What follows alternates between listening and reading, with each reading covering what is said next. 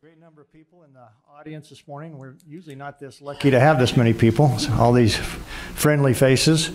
I welcome everyone here in the audience and those online to the Tuesday, August 22nd, 2023 Weber County Board of Commissioners. I'm Commissioner Gage Frohr. I'll be conducting with me this morning is Commissioner Jim Harvey to my right, Commissioner Sharon Bolos to my left. We're going to start this morning with the Pledge of Allegiance given by Christy Bingham. Our invocation will be given by Commissioner Harvey, and then I'll be given the thought of the day. We'll go to that point. Thank you. I pledge allegiance to the flag of the United States of America and to the republic for which it stands, one nation, under God, indivisible, with liberty and justice for all.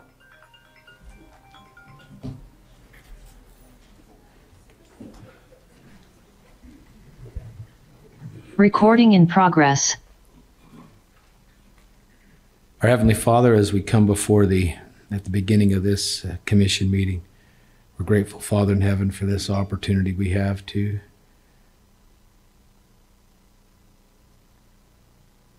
serve the people of Weber County. We're grateful so much, Heavenly Father, for the employees who sacrifice much and give so much. At this time, Father, we ask Thee to bless their families as they labor away from, as our employees labor away from them, that they'll be sustained and watched over. We pray that the decisions made today will carry with it a spirit of reverence and respect, and that we'll be able to make them in the right, good way. And we say these things in the Savior's name, even Jesus Christ. Amen. Amen. Thank you. Commissioners, I don't have any prepared comments for thought of the day, so I thought what I would do is just go over what pops into my head, which is we all have been aware of the tragedies happen in Maui, Hawaii, and some personal things that have taken place in my life over the last couple of days just brought to thought something I heard a number of years ago, which is, you know, you only have two big things in your life. The rest are all small things. The first one is you're born. That's a big deal. And when you die, that's the other big deal. Everything in between is not quite that important. Yet we tend to focus on a lot of the things that aren't that important, like our friends, our family, and communicating to them how much we love them, how much we appreciate them, because we're tied up in those little things. So my thought for the day, Commissioners, was let's make sure that we look at the big factors. Don't be concerned with some of these little things that will go one way or the other, whether we lose a lot of sleep over it or not. But make sure that those friends, families, the people we work with know how much we appreciate them, how much we love them, because there may come a time when we may miss that opportunity, and I don't think anybody wants to miss that opportunity to express their thoughts of love. Anyway, that's my thoughts, Commissioners. Thank you. Thank you for that. Let's go to our public comment section, if we might, Commissioners. Anyone in the audience, in the chamber today, that would like to come forward and take up to 3 minutes, now is your opportunity to do so. I can't believe we have this many people and nobody's rushing to the mic, Commissioners. I'm looking at our favorite treasurer, John Bond. That doesn't look like he's going to step forward. So anyone online that would like to make a comment? Christy? No. Okay. All right. We're going to move ahead then with no one willing to come forward. We'll take that over. Let's go to our presentation, which is a very important presentation we have this morning, and it's a great opportunity for us to recognize some people that are very well deserved of recognition, which is a presentation of the 2023 Weber County Women in Business Awards. And we're going to give recognition to Janie Avery for Learning is Power Award, Christy Clark for Rising Star Award, Shirley Robinson for Service Star Award, and Jackie Cole for Above and Beyond Award. Great awards, and Commissioner Bolos will be making those presentations. Commissioner Bolos, the time's yours. Thank you so much. So July was Women in Business, National Women in Business Month. I thought it would be a great opportunity for us to recognize women in Weber County who do an amazing job every day when they come to work. And we came up with 5 different categories. We're going to present 4 of those today. And I just want to let everyone know how fun it was to read the nominations. And we all were able to read all of the nominations, and unfortunately we can't give the award to everyone, but wow, it was just really fun to read from coworkers how they felt about each other, and to read those nominations. So I'm really happy today to be able to present with you these awards to these women. What we'll do is I want to read the nominations so that you can hear what was written about these women when they were nominated, and then we'll take some separate photos with them, and then we'll do a group photo if that's okay. Yeah, that's great. Let's do it. So we'll start with the Learning is Power Award, which is being awarded to Janie Avery. Janie is Weber County's first dedicated county records officer. This is a brand new position, which means there was minimal in-house training available and a lot of information to learn in a short time. Janie dove right in and achieved certification in both areas offered by the state archives. They usually recommend alternating years between the two. She's also engaged with records officers in other counties to learn their best practices and adopt anything that will help Weber County improve. She has also delved into state and county code to truly understand the core legal foundation for her role and responsibilities. All of this demonstrates what an avid learner she is, and it has already paid huge dividends for Weber County. So if Janie would please stand, and we'll give her a round of applause.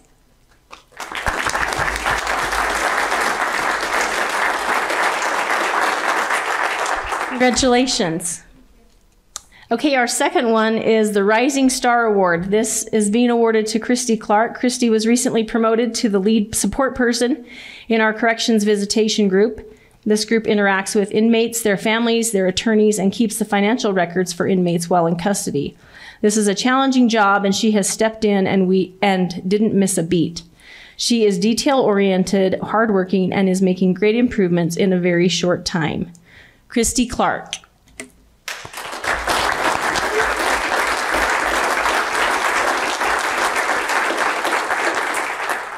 Thank you, Christy. Okay, the Service Star Award is being given to Shirley Robinson in the Treasurer's Office. Shirley is a friend to all who enter the Treasurer's Office. She listens patiently and responds with kindness and understanding, always, even when the conversations are hard and the customers are unhappy or discouraged. She has regular customers, taxpayers, who come in the office just to see her. She brightens the day for all who interact with her. Shirley.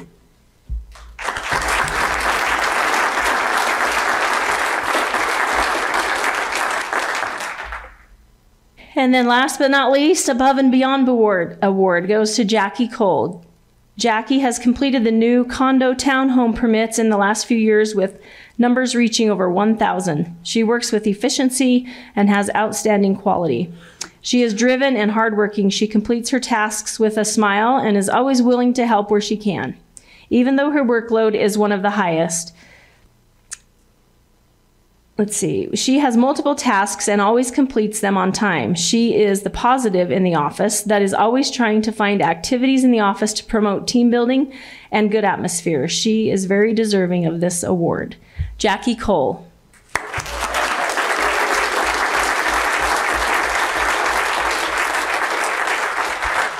Commissioners, do you have anything to add before we take some photos? Commissioner Harvey. That's congratulations. You earned this because of how great you are. We appreciate you. Thank you. And I'd also say congratulations to these 4 great employees of Weber County. And going through those applications, this could have gone to a number of people. Very hard to narrow it down, but these ladies are very much deserving of this award. And it just goes to show that this is just an example of what we have here in Weber County and what makes Weber County government run the way it does. It's these ladies, along with every other employee we have with Weber County, that takes their job of service to the public to heart. So I just say congratulations again. Thank you. Okay. So what we'd like to do is have each of the ladies come forward in that order and then do individual pictures and presentations. Commissioner Bowles will hand out the hardware up here, and then we'd like to do a group picture with all four. So let's do that. And I think Stephanie will take the picture. Okay.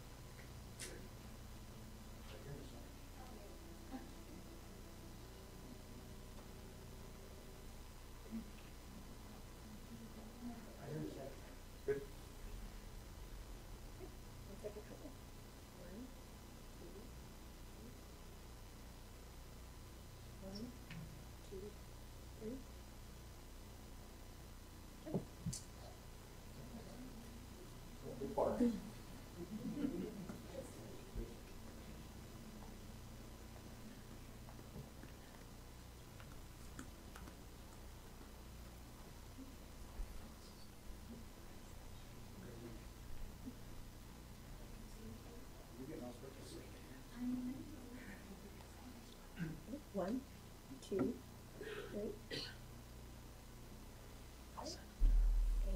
one, two, three. Thank you so much.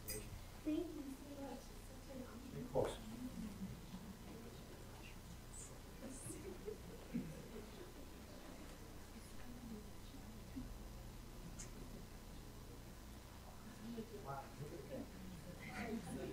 One, two, three. One, two, three.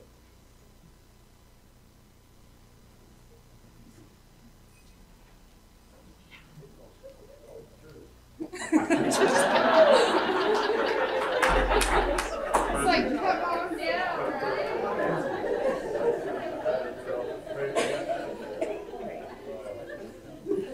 One, two, three.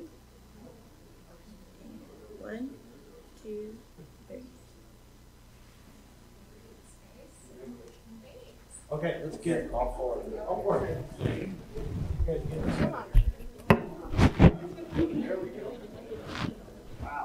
All right. Squeeze out. Ready? One, two, three. One more.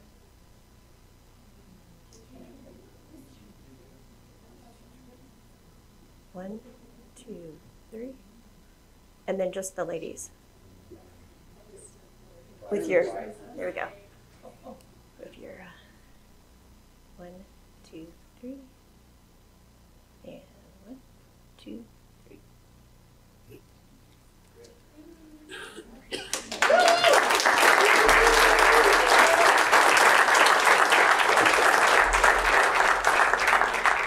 We invite you to stay.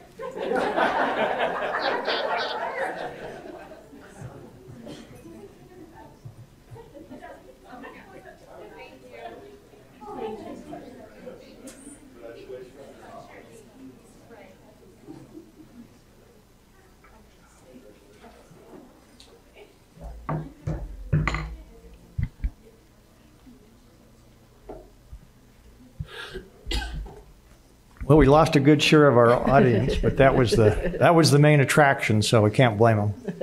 So thank you, Commissioner Bolos. Well done. It's one of the funnest parts about this job is recognizing the great people that work in this county. For sure, yep. So, Commissioner Harvey, anything before we start moving ahead? No, I've had my say. Thank you, Mr. Chair.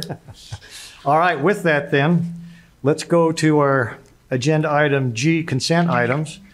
We're going to start with request for approval of warrants, 8724 through 8763, and 478 546 through 478 700, and number 284 in the amount of $3,754,322.20. 2, request for approval of purchase orders in the amount of $89,952.17. And 3, summary of warrants and purchase orders. And we'll go to Mr. Ricky Hatch for that summary. Mr. Hatch. Thank you, Mr. Chair. We issued 7 purchase orders this week for $90,000. 2/3 of that amount, or $57,000, was for the paramedic fund to purchase a paramedic unit. 11%, or $10,000, was for the roads for equipment repairs and parts. For checks, we issued 196 warrants this week for $3.8 million. Just under a quarter of that amount, $854,000, were ramp awards to Washington Terrace and Ogden City and Ogden School District and Fort Buenaventura. 22%, or $830,000, is for the sheriff for body cam video service. 17%, or $654,000, is for the transfer station, and that was almost exclusively disposal costs. 13%, or $491,000, was related to escrow leases, almost exclusively relating to Taylor Landing. And then 7%, or $255,000, is road construction paid for with transportation tax dollars for work done on 3300 South and 12th Street. Great. Does that conclude your presentation? Yes, sir. Commissioners, questions, comments? None. Okay, thank you, Ricky. Appreciate that. All right, let's go to our next consent item, G4, request for approval of minutes for the meeting held on August 8th and 15th, 2023. 5, request for approval of new business licenses. 6, request for approval of an interlocal agreement by and between Weber County and Far West City for code enforcement services. 7, request for approval of a contract by and between Weber County and Ogden Invitational Hockey League for an NHL Dasher board donation. 8, request for approval of an amendment to subrecipient agreement by and between Weber County and Youth Impact for American Rescue Plan Act. That would be the funds through ARPA. I think that concludes, at least by my agenda, the consent items. Commissioners, unless there's additional consent items, I'd look for a motion to approve. Motion to approve consent items G1 through 8. Second. All those in favor, please say aye. Aye. Aye, motion carries. Let's go to action items. Request for approval of final reading of ordinance 2023-27 of the County Commission of Weber County amending certain fees to the Weber County Parks and Recreation Department facility. This is a final reading. Mr. Todd Ferrario, welcome. Morning, Commissioners. Good morning. How are you? Great. Good. Obviously, a second reading. I think, Commissioner Frower, you're the one that wasn't here. Right. This was a miss, and somewhere between version 74 and 75 of us trying to redo our fees, it got dropped. It's some winter fees for the yurts up at North Fork Park. So we're asking those to be corrected to the new fee amounts. Okay. Questions, Commissioner? None from me. He's done a good job, and I want you to know that these are proper and good. Yeah, I know that we talked about that the fee structure, and obviously we need to look at that to make sure it's in line with our current level of service. So with that, I'd entertain a motion. Commissioner Harvey, this is in your portfolio. Make a motion that we approve as presented by Mr. Ferrario this morning. Which would be resolution. Well, I thank you very Ordinance. much. Yeah. Yeah, and so it would be 2023. It's ordinance 2023-27. Thank you. Second? Now we have a second. That's a roll call vote. Craig? Roll call vote for ordinance 2023-27. Commissioner Bolos. Aye. Commissioner Harvey. Aye. Chair Ford. Aye. Motion carries. Thanks, Todd. Thank you. Thanks for your presentation. Let's now go to action item H2, request for approval of a contract by and between Weber County and Marie Osmond for entertainment services for the 100th anniversary of the Period Egyptian Theater. Well, here's Mary. Oh, that's not Marie. I thought she made a special trip up, but I guess not. Okay, no, Cassie. she didn't. You'll just have to, do All right. with me. Good morning. Good morning. So this is just a contract with Marie Osmond. She will also maybe bringing her nephew, David Osmond, to perform with her also, but that isn't confirmed. But it's for January 26th of next year. It will be the kickoff to our 100-year anniversary celebrations that we will have throughout the entire year of 2024. That's great. Commissioner Harvey, this is in your portfolio. Done a wonderful job getting ready for this 100 years, and especially amidst a fantastic season of Ogden Musical Theater. This will just add the warmth of everything else coming and let people recognize this milestone for the theater. So Yeah, thank you for that. And appreciate what you do, Cassie. We have a lot of fun things planned. There will be, like I said, this will be the concert, so it will be a gala ahead of time, a dinner, and then we will go from the dinner into the theater and have the concert there, and that'll be the kickoff on January 26th. And then we have several other activities, like a black and white film series. We have an organ silent film that we'll be playing with the organ that's coming in, and some different things. That way we have an exhibit that we're going to put up that takes us through the decade, through each decade, and that will be set up in the gallery and joined with the art stroll. That'll be through the summer months and things. And then we've added a black and white play in October, Dracula, because that came out at the same time, about 100 years ago, and we'll be doing that with Ogden Musical Theater as well. So we're adding an additional show for Ogden Musical Theater, so we'll have 4 performances in 2024 instead of just the 3 shows. So a lot going on, and then we're getting some of the community involvement as well. So asking some of the people that come to the theater and perform on a regular basis, they will be using that 100-year anniversary logo, and then they will be doing some of their performances based on that Egyptian theme as well. So we're working with them and collaborating on that happening throughout the year as well. So I think that, if I can comment there, sure. Commissioners, I think former Commissioner Jenkins went to high school with Lon Chaney, who was the Dracula in that black and white. Mm-hmm. There will only be 2 or 3 people who get that joke. And Scott won't be one of them. I have to remind you that. That's appropriate. Sorry. No, you're fine. It was off color. I only had 2 to pick from, black and white. That's all. All right, anything else, Commissioner Harvey? No. Commissioner Bullis, anything? No. All right, I think that Marie is a great one to be a part of that. As most people in this audience know, the Osmonds were from Weber County, spent a great deal of time. I actually Absolutely. had the opportunity to work with that family before they moved south to a county that I won't name. But, very proud to recognize them as Weber County natives. And it's appropriate that she's here. I don't know if she'll remember when she was in Weber County, but if not, we'll remind her. Yeah, she does. She actually does. She Does she? remembers her 2nd grade class and stuff, and we've actually talked about that. So she does remember that her Good. roots are here. That's good. Okay. With that, Commissioners, I'd entertain a motion. Commissioner Harvey, this is in your portfolio. Motion to approve this contract is presented by Ms. Bybee this morning. Second. All those in favor, say aye. Aye. Aye. Aye, motion carries. Thank you. It's approved. Thanks, Thank you. Cassie. Let's now go to our action item H3, request for approval of a contract with Wheeler Cat for maintenance services on the transfer station equipment. Sean Wilkinson, but he's not here. So we have our director out there, our assistant director. Go ahead. I'm Ron Brown. Ron, appreciate you being here. I need to renew the contract with Wheelers on the 315 and the 950 on their service. Okay. They do service every 250 hours, so 250, 500, 750, and 1,000. And then every 2,000 they drop the hydraulics. They do the samples on it to make sure everything's still working inside and nothing's failing. Great. Well, we appreciate your service out there, Ron. I understand you've been with us for about 20 years. 24. 20, wow, okay.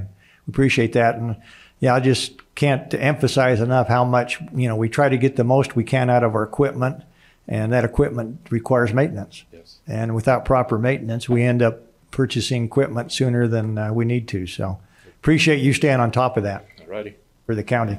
Commissioners, questions or comments? I'd like to make a quick comment. Go ahead. Not to get too, but Mr. Brown, you do a wonderful job out there. And I know you've put your heart and soul into a lot of things out there, and you've done, it shows that the improvements that have been made are good. You're doing a great job, and we recognize that. I'm actually a customer there at least once, if not twice a week. Yeah. And so I appreciate what you've done. A lot of times that goes unsaid, but it doesn't go unnoticed. So thank you for what you're doing, and if you'd pass that on to the folks out there too, I'd really appreciate it. I will, and we appreciate it. Thank you. Thank you, All right. Mr. Brown. Any additional questions or comments? All right, with that, I'd entertain a motion. I'll make a motion to approve the contract with Wheeler Cat for maintenance service on our transfer station equipment. All right, we have a motion. Second. And a second. I'm going to place a motion. All those in favor, please say aye. Aye. Aye. Aye, motion carries. Thanks again, Mr. Brown, for that presentation and your service out there.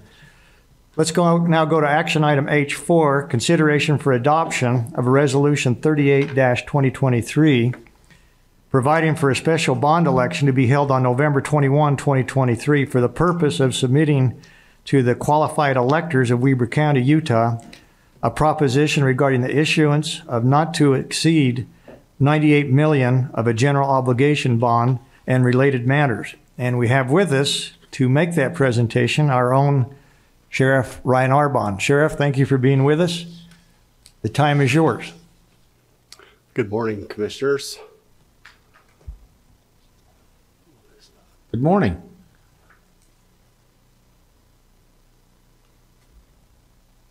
He's getting his computer up and going. Sorry.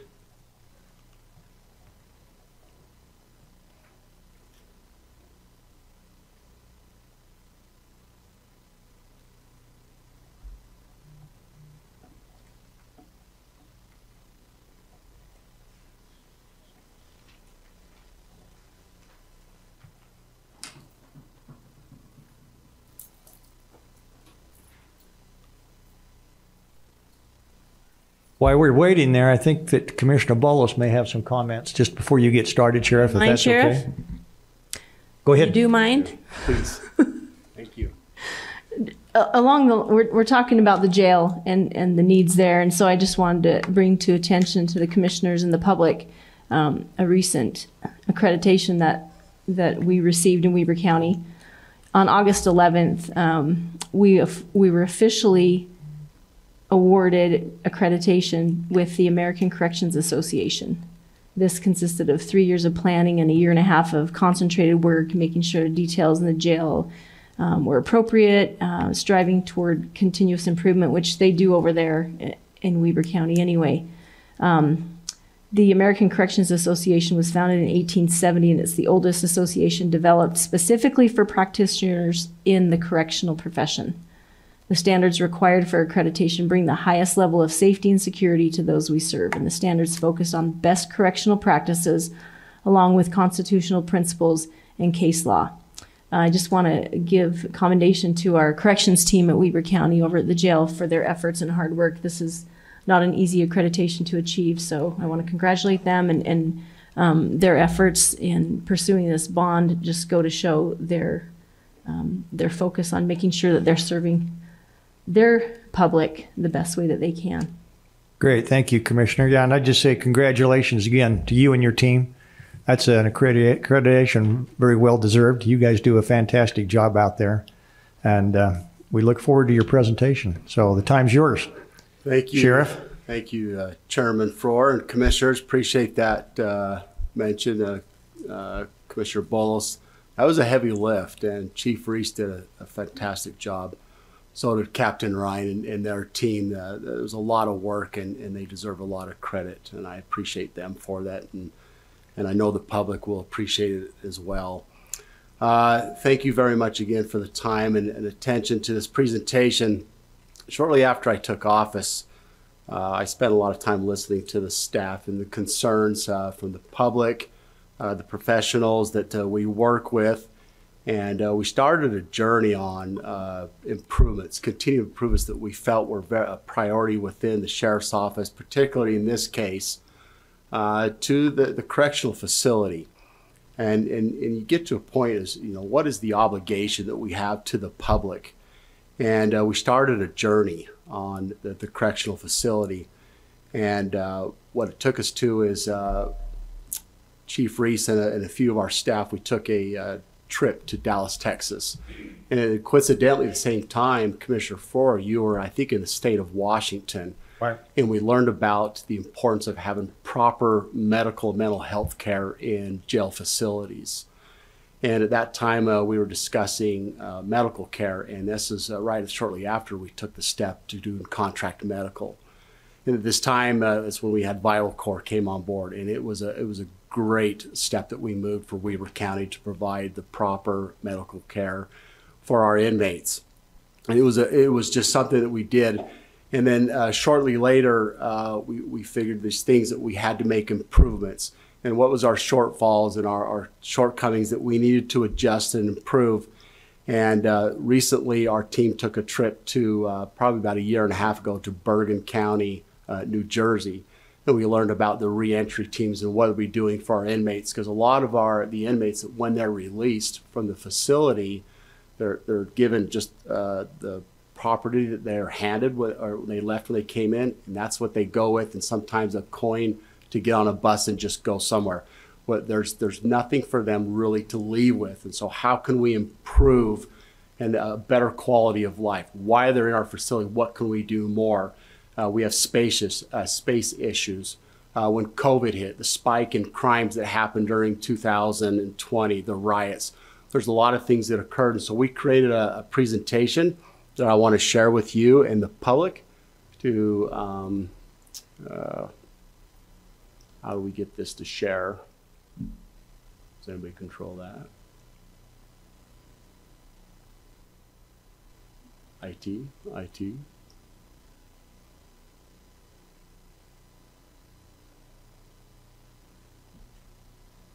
Does anybody here have IT control? I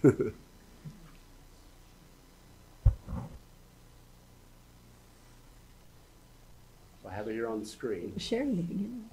It was on there a second ago. Here we go. There we go. Okay. What I like to share is we have a goal to help teach these individuals that are incarcerated to be self-sufficient, contribute to society in a good way. With our current facility, we are unable to do that to the extent that we have hoped to. The baseline where we start from is in the 12th Street facility. It was built in 2000. It's an 888 bed facility. And at the time it was built with 6 medical cells. At the time in 2000, it was a population of 196,000. At that time, we did not have an opioid epidemic. At the time, we did not have a mental health crisis that we are facing now. Today, we have almost 270,000 population, which is close to a 35% increase. Today, we're also averaging 12,000 bookings per year. This is a south to north aerial view of our current facility. And we have another facility that some of the individuals in the public do not know that we have. It's the Kiesel Jail, located right behind the Ogden Municipal Building, and it's composed of 2 sections. The linear section was this picture in the right of the picture, which was built in 1983, which consists of 120 beds. To operate that facility, it's very staff intensive. Just to give you an idea, to manage about 30 to 35 inmates per floor, it takes about 5 staff to supervise them. It's very high in maintenance to operate it. It's non-PREA compliant. PREA is Prisoner Rape, the Elimination Act. It's not seismically sound and currently is not in use. The pod section, which is the lower section, actually is a pretty decent condition. We still operate it today. It's not fully functional, but it can be, and it has a potential to be used as a federal contract facility, and it does use less staffing to operate it, and it can operate and hold up to 156 individuals.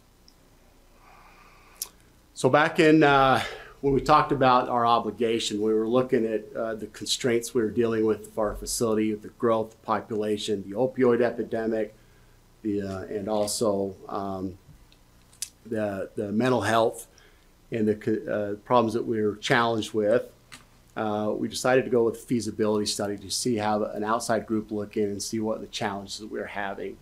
And the recommendation that we had with the limited information that was looked upon was to come up with 3 phases that they could build with this. It was to add 2 pods, a medical mental health wing, and at the time we were calling it a new Kiesel or another work release facility. And we have about 21 acres out at our current facility, and the shapes that you see in yellow is what it would look like if they were to be put out on our property. And at the time in November of 2021, the feasibility said that cost to be built would be roughly about $62.5 million. And so during this time, as you know, this is when the COVID challenges came in. This is when we had the crime spikes. And a lot of this was put on hold just because of the challenges that we were facing.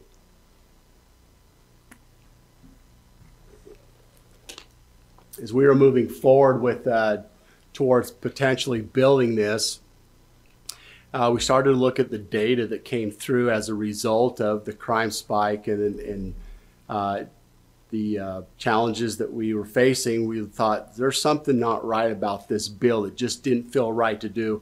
We saw that maybe this medical was not a right fit.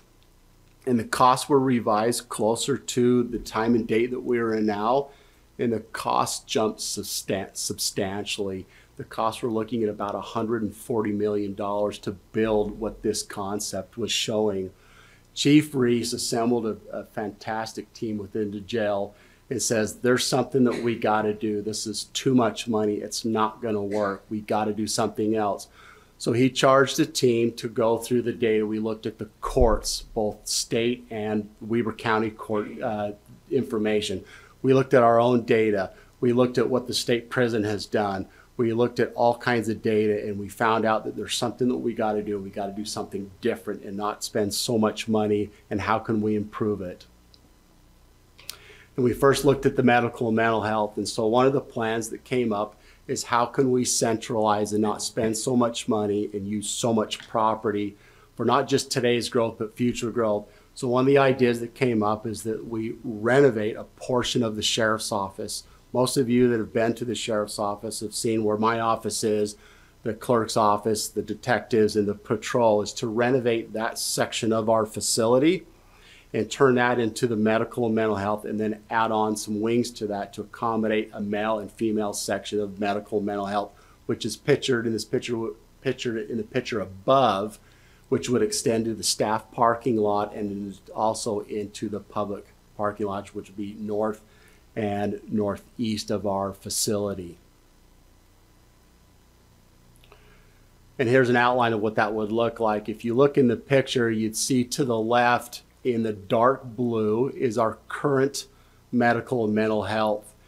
You could see there, that's where we had our 6 medical cells at the time, which was only for a population of up to 888 people. Again, before the opioid epidemic that we're facing, and also with the mental health crisis that we're in now. But we're shifting that space over to where we're at now and expand that. And you can see where the infirmary would be, the clinic, and also the housing for those individuals on your right. This would increase our facility by nearly 50 beds. This would also relieve the pressure of our housing in the main facility, where some of these individuals are mixed in, which requires some more supervision, pull them out of the main housing and put them in the housing that's proper for them so they can get the attention that they need. Also, transportation section would be moved. You can see in this picture on the upper left, when our inmates are moved in and out of the facility, they're moved down a long hallway out to the Sally Port. Sometimes these individuals are mixed with those that are coming in and out of the facility from the other agencies where the arrestees are brought in. What this will do will eliminate the possibility of safety and security. It's safer for the staff. It's also safer for the arrestees. We move it to the section where they have their own transportation yard. As you can see in the picture in the upper right, there'll be a designated section where there's a one-way in and a one-way out into the facility, thus having much more safer, and we can keep it cleaner and observe the inmates coming in and out. Also, the section that was picture that was previously shown is in the section in red, which was the medical cells. That will be converted as part of this project of renovation for the video court. Some of the struggles that we have now is transportation. Every time the inmates need to go to court or to another facility, obviously we transport them. We're seeing a trend moving towards more and more video court. We can drop substantially the cost of transportation by increasing a robust video court where they can see the judges on video rather than transporting. Oftentimes, we'll have individuals in other counties that need to be seen by the judges in our county. We'll go pick them up, we'll bring them to court, and a lot of times these individuals will have to see the judge and they're postponed for whatever reason. Then we got to take them back to the other county. This happens a lot. It'll even happen in Washington County, where it takes 2 of our officers or deputies to go down to the county, sometimes stay the night, bring them up to our county, and then they're postponed. They got to take them all the way back to Washington County where they're pending other charges in those counties. And then you can see in the other colors coded that there's renovation of a medical triage room, where if an agency brings in someone that goes into a code or some medical situation, there's going to be a room right off that area so they can get the triage that they need immediately. There's also been a question of what about additional hard construction, meaning pods for, spacing for pods. We do have that in a plan, but that is not a part of the bond. We explained that this will be for strategic planning, built down the road. We want to make sure that the needs are met for future planning, that if this bond is approved and it's voted by in November, that this will be part of the future planning that can be planned down the road and not included in the bond. Here is a picture of what we would plan. It would be off the southeast corner of the building. And this is down the road, but want to make it clear this is not a part of the bond, but it is part of the future planning. During this process, one thing that we want the commission, you to know, and also the public, that in all this, we have been down this road for about 3.5 years. We have explored so many options. We've looked at other pieces of property. We have looked at so many different options. And one of the options that we looked at is there's a corner piece at 12th Street and Depot, where near our facility. And where we're trying to save money for the public on our construction that we're proposing is here in the top corner, you see a facility that would be the administration building. And then the second piece on the south would be the work release center. The problem that we have with this is that even though it looks like there's a lot of property there, the trouble that we ran in here is that there was limited on parking. The architect estimated that, for example, in this diagram here, a parking space costs around $14,000 on the main level.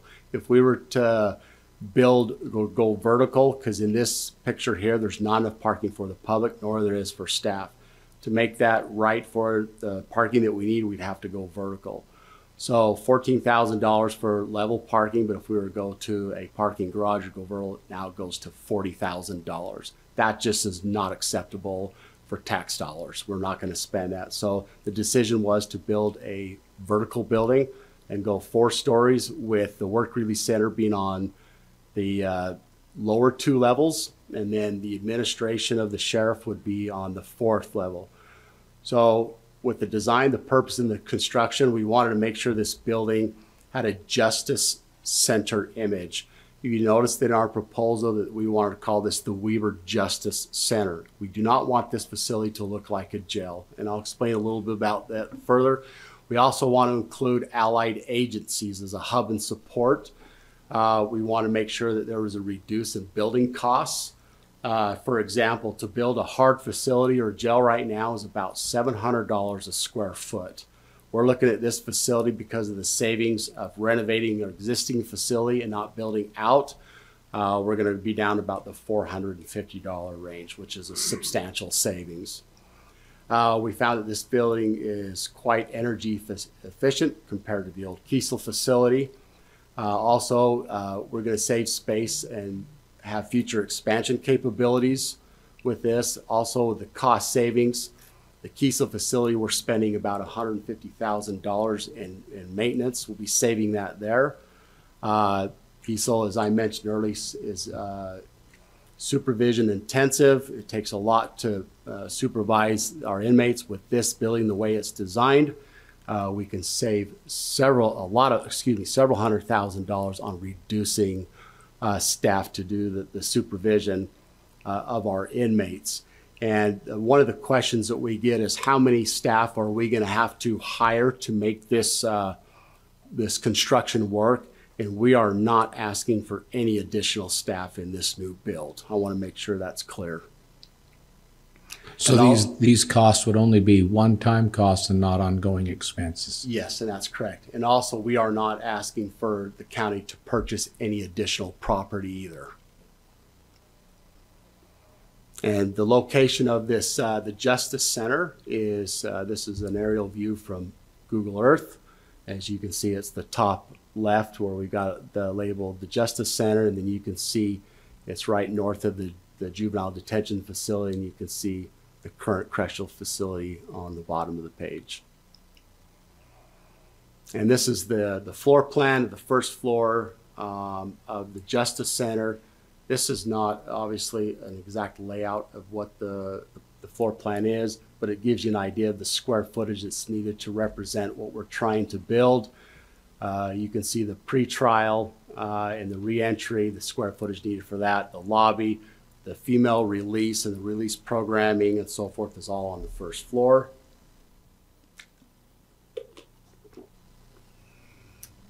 Right now, just for information, the pretrial, we manage about 450 pretrial inmates that come in and out. That's quite a load right now. And just another FYI, if the judges decide to get rid of pretrial, most of them will probably have to go back to jail. And we would need that space. 450 every... They come in, some come in once a week, some come in 3 times a week. It just depends on what the judge orders. This is part of that bond change of the name of the jail, JRI. JRI. And yeah. This is a preview of what it would look like inside the facility. You could see where it's more of a dorm type setting image in there. It's not cell blocked like you would think a jail would look like. It's more of a minimal security type facility. This is the second floor. You can see where the male release housing would be. And then you can see in the blue where we have an allied agency section. This is the part that we're really excited and looking forward to. This is the part that drove us to do something that we felt is important for the public. This is where we saw a lot of success in a county in Texas and also in Bergen County, New Jersey. We have a challenge here in Weber County. We have a lot of addiction recovery. We have a lot of groups out there that support people that have mental health issues, that have medical issues on all kinds of levels. And the problem is they're scattered. And we're trying to find somebody or some entity that's trying to pull them together. We have a phenomenal caseworker that works for us in Weber County, Laura Andelin. She does such great work. And we have leaders that are with like Weber Human Service, Kevin Eastman and his team. And you know, Anna, who is with the Homeless Advocate. They are some great partners. And some of the struggles that we have is their offices and the where they do business is scattered. What we want to do with our justice centers, we want to provide a space to bring them all together to collaborate and work together. We want the programming to start not when they're released, but when the first day they come into our jail.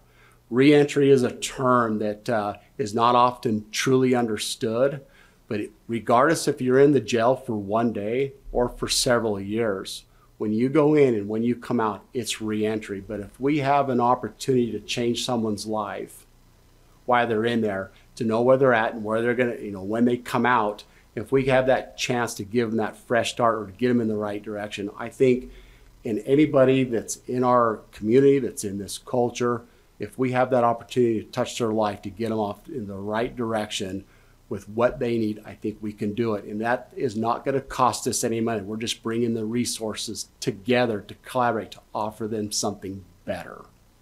This is why we want to add this space for them to collaborate. Our main goal here with the Justice Center is to reduce recidivism.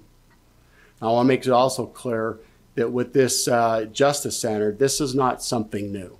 This is something that we're seeing trending across the United States that works. And we have the data to show it. And when we put out the information that we're about to, if this passes today, that we're going to make sure that the residents see how this works. It does work. This is also with this expansion. This is about a 225 bed facility. It's also going to relieve the pressure that's in the 12th Street facility right now. We do have room for people that need to be locked up, and we will have them locked up.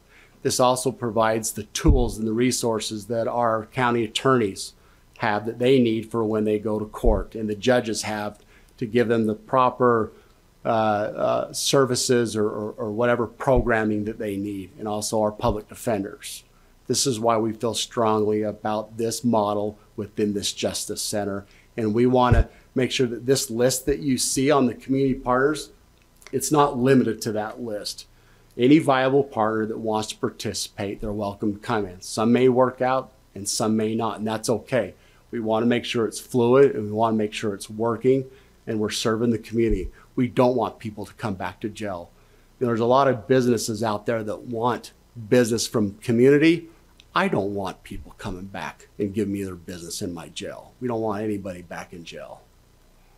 Third floor is also for the future. We feel that we can save money to the public by doing a core and shell. So if there is ever expansion, that would be the third floor for future growth. The fourth floor would be the Sheriff's Administration with support staff, patrol investigation, emergency management. This is the rendition, the image of the facility that we're looking to build right here. That's it. So just to wrap this up, if we don't do this, we feel that we'll increase the liability not only to the residents and the community, but we feel that lawsuits could increase, thus putting the restraints on our community. The problems that will increase could worsen, and we'll just pass the problem on to the next administration. We want to deal with the problem now rather than get it worse for in the future. We want to make sure that this program is available to anybody who can stand to gain from it. Again, reduce recidivism. What we want to do if this passes, if the bond passes, we will push forward in a proper and timely manner and make every attempt to ensure proper planning, building, and spending are accounted for in this project, and there's complete accountability. What is the benefit to the taxpayer?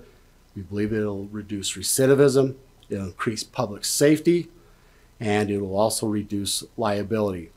The bond cost is under $5 per household per month. It's about $50 per year per household on an average valued household at $468,000. I just want to say thanks to Chief Reese, Chief Perry, and Chief Guard for the support. I have probably the best assembled chiefs anyone could ever ask for. The staff are awesome at the Sheriff's Office. And in this bond situation, I want to make sure to give special thanks to the commissioners, John Bond, Scott Park, Stephanie Russell, Chris Crockett, Jason Horn, and Ricky Hatch. Thank you for helping me put this project together for presentation. Thank you. That concludes my presentation. Great. Thank you, Sheriff. Great presentation. Perfect information. Opportune time. Commissioner Bolos, this is your portfolio. I'm going to go to you first. Okay, yeah. Thank you, Sheriff, for all the work you put into that. We've had an inside glimpse of this all along the way, so I feel like the commissioners have a thorough understanding of the process you've gone through to come to this point, and I appreciate the thoroughness of your presentation for the benefit of those in the public who haven't seen behind the scenes. So thanks for your work and your concern for moving forward and what we need to do in our community. And really the reduction of recidivism is the whole goal here, and recidivism affects our whole community. And so I appreciate your efforts there in making sure that we're taking care of our residents here in Weber County. So thanks so much for your work and your thorough efforts in presenting this. Thank you. Commissioner Harvey, questions or comments? Now, you've done a wonderful job with the data, it certainly supports the need. And thank you for being so well prepared. Thank you. Anything else? No. Okay. Sheriff, just a couple of quick questions for you, if you wouldn't mind. So can you give us an idea, percent-wise, about how many inmates that are currently in Weber County Jail have roots or ties to Weber County versus coming from other areas? I'm going to gracefully turn this over to Chief Reese. I thought you might. Yes, I will. And happily while turn Chief over to Reese is approaching the mic, the other question that I think that's important is the number of inmates currently in that facility that are there because of possible drug abuse, opioid, or mental illness. Yes. Because I think that's an important subject that we need to address. Chief Reese, can you answer those two questions? I will do my best. I don't have the data in front of me, and I appreciate just swag it, and we're okay. I love swagging, and I've learned a good job on swagging. As far as community roots go, this will be a little bit of a long answer, but I want to give you a thorough answer. Sure, go ahead. For a long period of time, we housed contract inmates for both the state and the United States Marshal Service. Over the course of the pandemic and into this year, we have reduced that number to only hold marshals that are here on local charges. So of our population of 700 plus inmates today, the vast majority of them come from Weber County directly. Okay. To answer your other question regarding mental health and substance use disorders, by and large, every single individual that comes through our facility has touched some component of that, whether it's mental illness, a family member with mental illness, their own use of substance use, a family member's use of that. So while I don't have the hard numbers to give you a percentage, which I don't like, definitely both of those are large portions. Sure. So it'd be fair to say that a majority, by far, come with some type of mental health, drug issues, et cetera. Absolutely. Majority. I think that's the reason I ask those questions. I think there is some public out there that looks at the jail as being this group of people that come from other areas. They're not part of a community. I think it's important to realize that what we're doing here by your request is really taking care of our community first, not other communities, not other counties, not other states. That this is a Weber County issue that's up to leadership, your sheriff's department, to resolve. And we know we haven't really addressed this for up to 20 years. Recently, I was in a NACO national conference in Austin, had the opportunity to talk to 3 sheriffs across this country, one from Texas that had, I think, the first or second largest inmate population of about 10 to 12,000 people. They varied from that down to about 1,000 to 2,000. But all of them had similar comments when I talked to them about, okay, where are we headed with incarceration? Where are we headed with correctional institutions in this country? Every one of them said, until you deal with mental health, until you deal with opioid and drug abuse, all you're going to do is have a rotating door where they're going to go out one day and come back the next. So I think that's the message that we need to get out, that we're not the Weber County that we were 20 or 25 years ago. We have to realize that these are our people, and if we want them in the community being productive, holding jobs, we have to give them the resources to be successful. That's what I like about this program, bringing in the nonprofits that have the ability to deal with this, not from the day one when you put them out with a bus pass and they stayed in there a year, 2 years, or 5 years. You say, here's your bus pass, go find out. They have no options at that point in time other than to fail and to come back. We have to change that model. I think this gives us the ability in Weber County to change that model, change where we are. And if we don't change it now, I think we've missed an opportunity to really help the entire county and help our population and help a population that's, in my opinion, has been ignored for a period of time. And I know that I sat on a number of discussions when they talked about this same situation with the new prison. Same scenario, same issues, just on a larger scale. So I applaud you, Chief, Sheriff, your team. This has not been a short time we've looked at this. prior to this last year, I was with the Sheriff's Department, working with them, with the Sheriff for the last 4 years. We started off with the medical issue, realizing that we had to make some changes. Now, for the good news, Commissioner Bolos is working in that environment and brings a fresh look at it. But I appreciate what you've done. I appreciate, again, the heavy lift. Now it's going to be up to the voters to make the decision and look at the information, look at the facts, and then make their decisions based upon the facts that they see. But I'd hope that they would take the time to investigate really what this is about and the benefits to the community or the harm to community if we continue to operate the same way we've operated in the past. So that's my comments. Any comments from you, Chief Reese? No, thank you, Chairman. Okay. You summarized Sheriff? it extremely well. Anything else? With that, sorry for that long diatribe, but I thought it was important that we... I appreciate it. there'd be Covered some said. great points.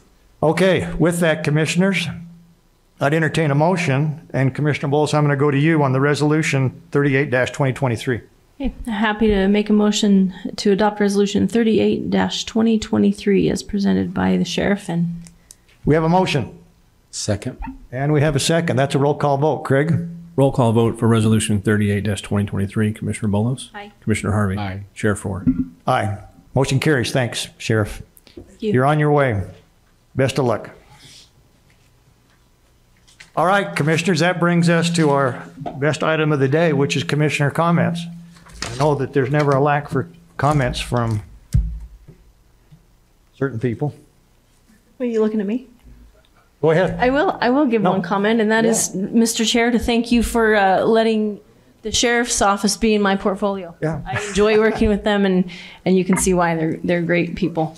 No, and that's something you've done a fantastic job with. I appreciate your taking that on. And it's I'd say this, it's a great group of people to work They are. with. They are. So, Commissioner Harvey. No, it's, I appreciate that. It's been good. This is, the sheriff knows this, and I think with what we've approved just recently with this specific bond election, hopefully we just will get the people educated so they can see the need as we've seen them and as we represent them.